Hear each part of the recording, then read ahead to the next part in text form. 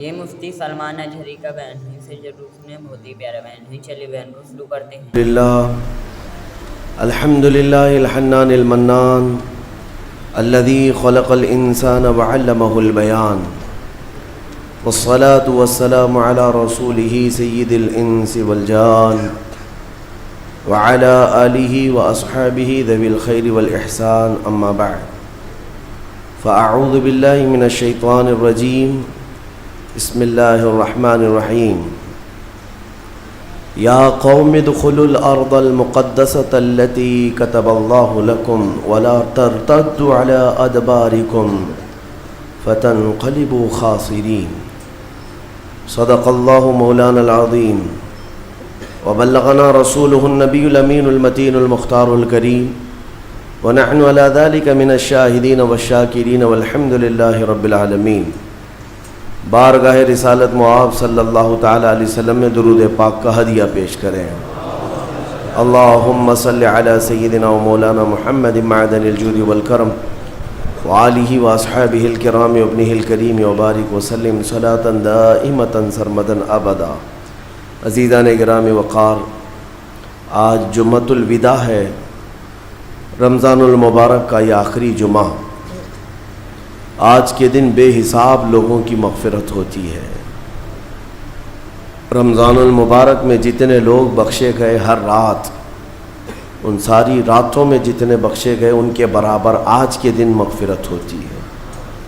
اور اللہ کے ملائکہ زمین پر اترتے ہیں مومنین سے مصافحہ کرنے کے لیے۔ اور ہمارے لیے حسن اتفاق یہ ہے کہ کل لیلۃ القدر بھی تھی اور اسی کا 27واں روزہ جمعۃ الوداع کی شکل میں ہمیں ملا ہے۔ قرآن جس کے بارے میں فرما رہا ہے تنزل الملائکۃ والروح فیہا بإذن ربہم من کل امر، یعنی لیلۃ القدر کے بارے میں اللہ فرماتا ہے کہ تم کیا جانو کہ لیلۃ القدر کیا ہے؟ 1000 راتوں سے افضل ایک رات ہے، جس رات اللہ نے اپنا قرآن اپنے حبیب پر اتارا، بلکہ قرآن کو لوح محفوظ پر اتارا گیا لیلۃ القدر میں پہلی بار، ایک بارگی اللہ نے اپنے علم پاک سے لوح محفوظ پر اتارا۔ اور پھر اس سورہ میں یہ فرمایا گیا کہ جبرائیل امین اور سارے فرشتے اترتے ہیں، تنزل الملائکۃ والروح فیہا، اس رات کو اترتے ہیں، اور پوری رات وہ اللہ تبارک و تعالیٰ کے حکم سے سلام بھیجتے رہتے ہیں مومنین کو۔ میرے عزیزو، قرآن کی صاف آیت میں اگر دیکھا جائے، جبرائیل سید الملائکہ ہیں، رسول ملائکہ میں بھی افضل ہیں، یعنی تمام فرشتوں کے سردار۔ ان کا کام پچھلے انبیاء اکرام علیہ السلام کو اللہ کے پیغامات پہنچانا، یہاں تک کہ میرے آقا صلی اللہ علیہ وسلم کی زندگی میں بھی۔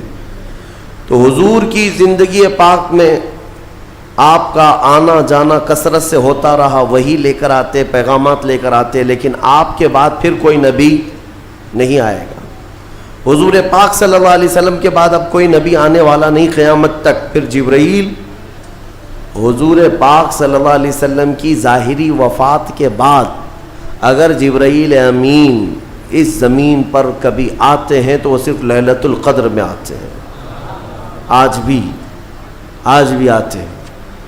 میرے عزیزو، یہ معاملہ فجر کے طلوع ہونے تک چلتا ہے، حتی مطلع الفجر۔ اور آج کا یہ جمعہ ہمارے لیے بہت اہمیت کا حامل ہے کہ ہماری بخشش کا اللہ تبارک و تعالیٰ کی بارگاہ میں ایک سنہرا موقع ملا ہوا ہے۔ ہم سب کو آج جمعہ کی غروب سے پہلے توبہ کرنی چاہیے اور گڑ گڑا کر اپنی مغفرت کا سوال کرنا چاہیے، لیکن ساتھ ہی میرے عزیزو، حالات کے تناظر میں اس آخری جمعہ کو عالمی طور پر یوم بیت المقدس کے نام سے منایا جاتا ہے۔ ہر سال رمضان کا جو آخری جمعہ ہوتا ہے وہ یوم قدس ہوتا ہے، یوم القدس۔ بیت المقدس کی بازیابی کی یاد میں اور اس کی عیسائی میں آج کا دن پوری دنیا کے مومنین مناتے ہیں.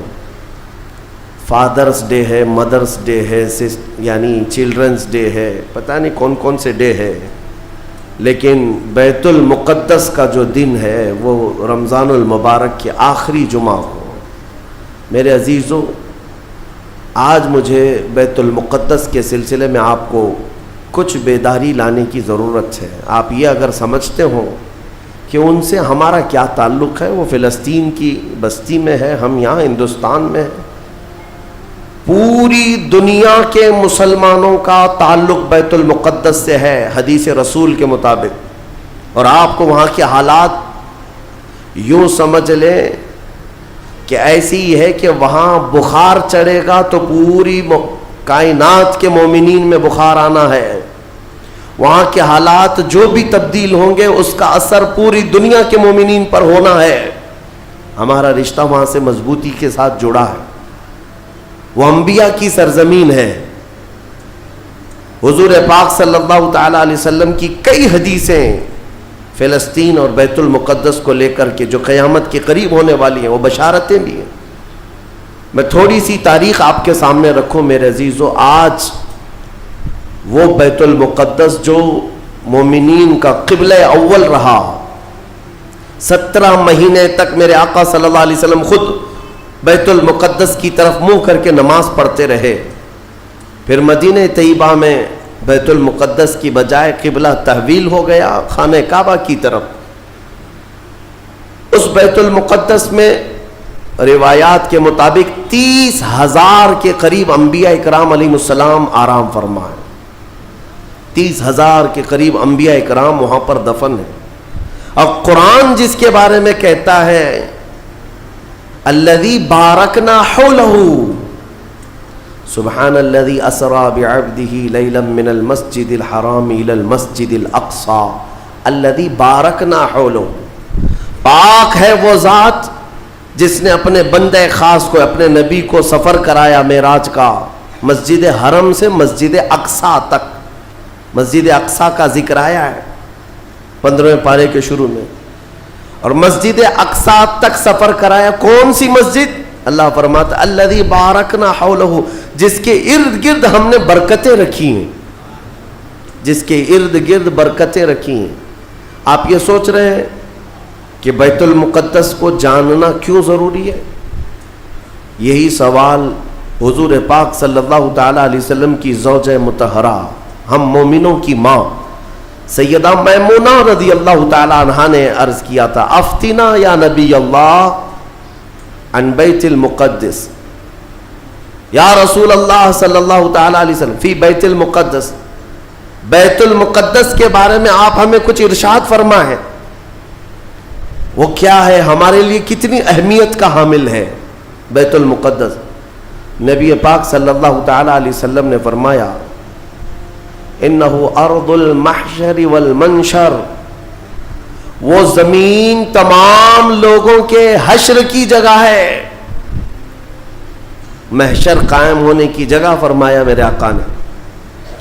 سب کے جمع ہونے کا سب سے آخری جس زمین پر سارے لوگ جمع کیے جائیں گے وہ بیت المقدس کی زمین ہوگی.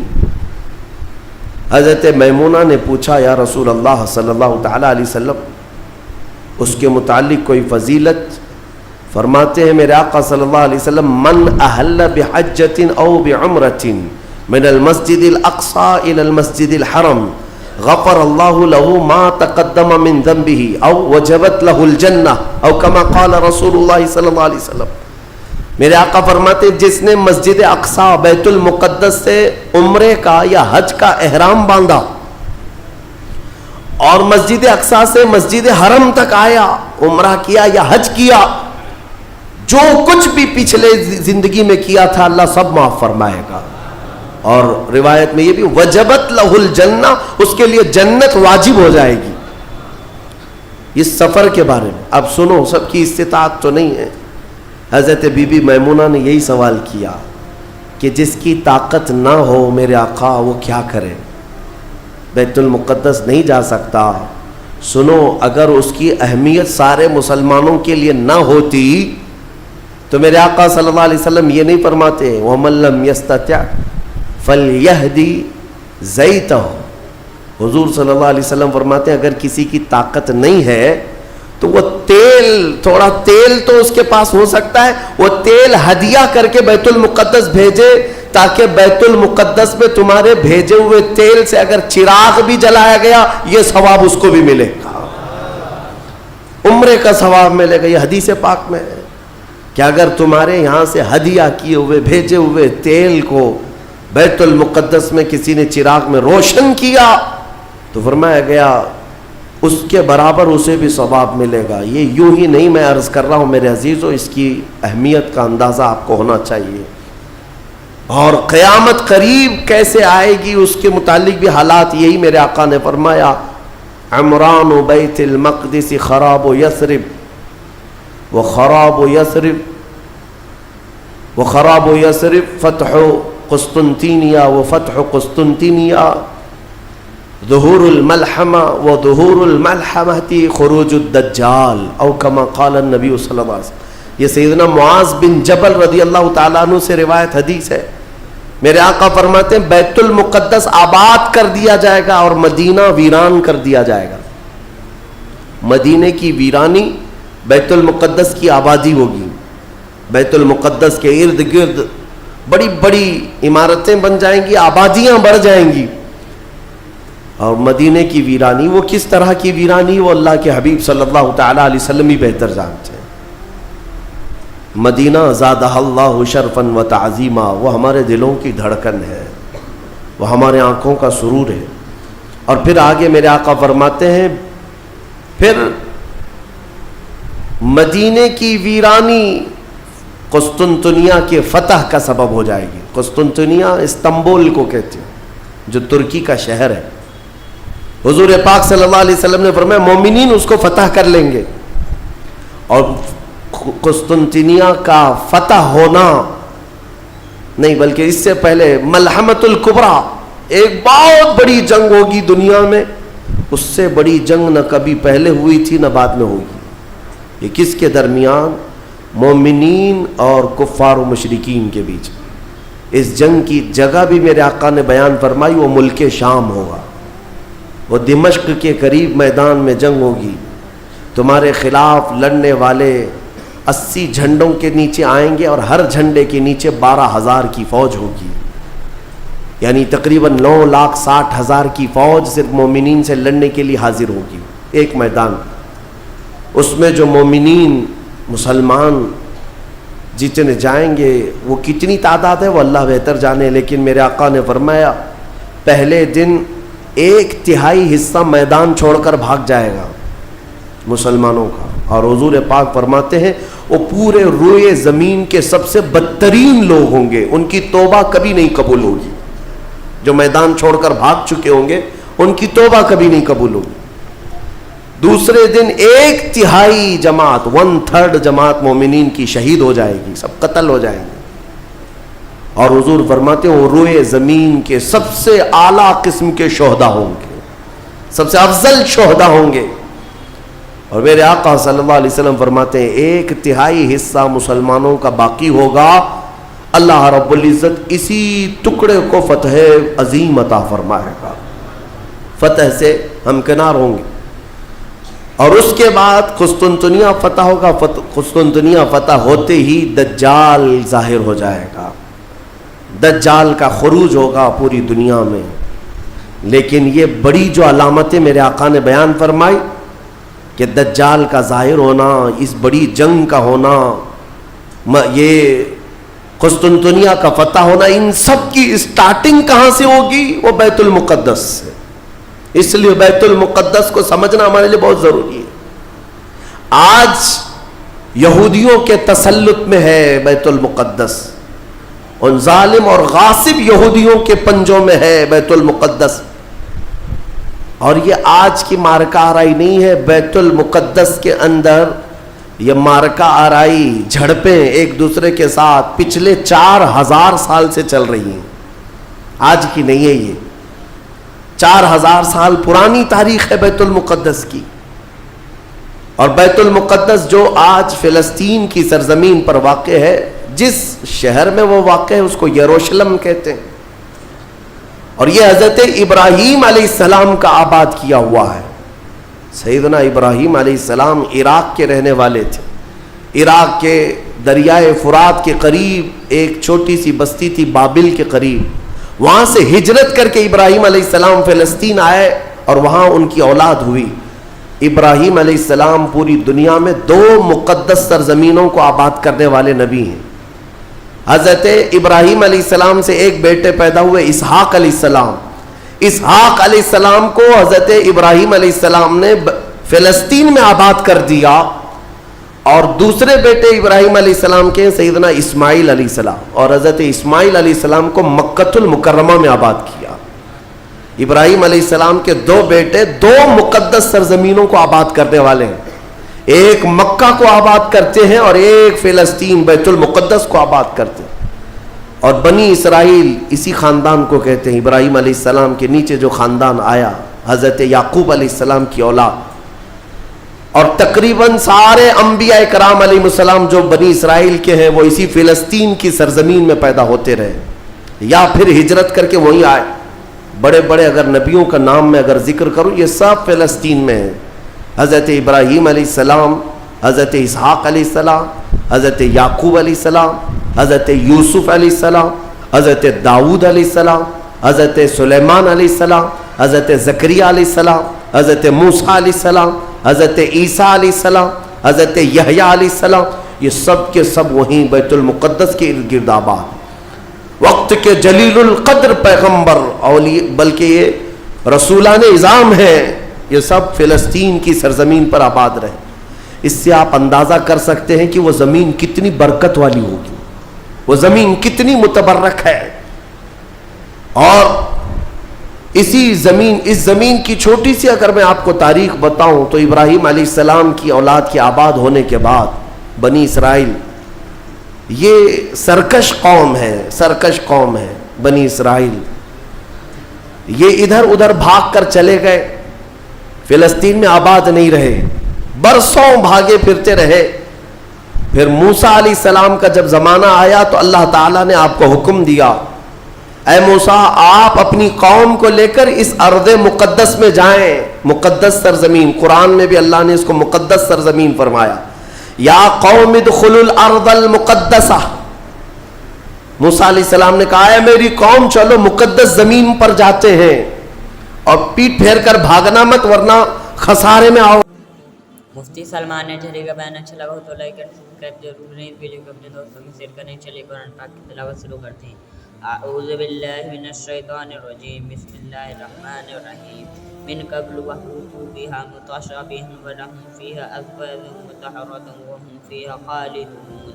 إن الله لا يستطيع أن يضرب مثلا ما بعوضة فما فوقها فأما الذين آمنوا فيعلمون أنه الحق من ربك فأما الذين كفروا فيقولون ماذا أراد الله بهذا مثلا يضل به كثيرا ويهدي به كثيرا وما يضل به إلا الفاسقين الذين ينقضون عهد الله من بعد ميثاقه ويقطعون ما أمر الله به أن يرسل ما يفسدون في الأرض أولئك هم الخاسرون. كيف تكفرون بالله وكنتم أمواتا فأحياكم ثم يميتكم ثم يحييكم ثم إليه ترجعون.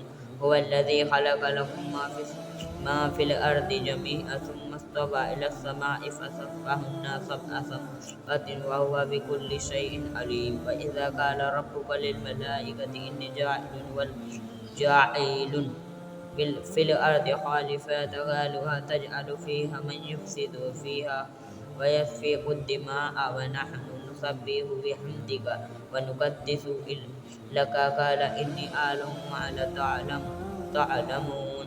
وعلم آدم الأسماء كلها أراد على الملائكة فقال أنبئوني بأسماء هؤلاء إن كنتم صادقين. وقالوا سبحانك لا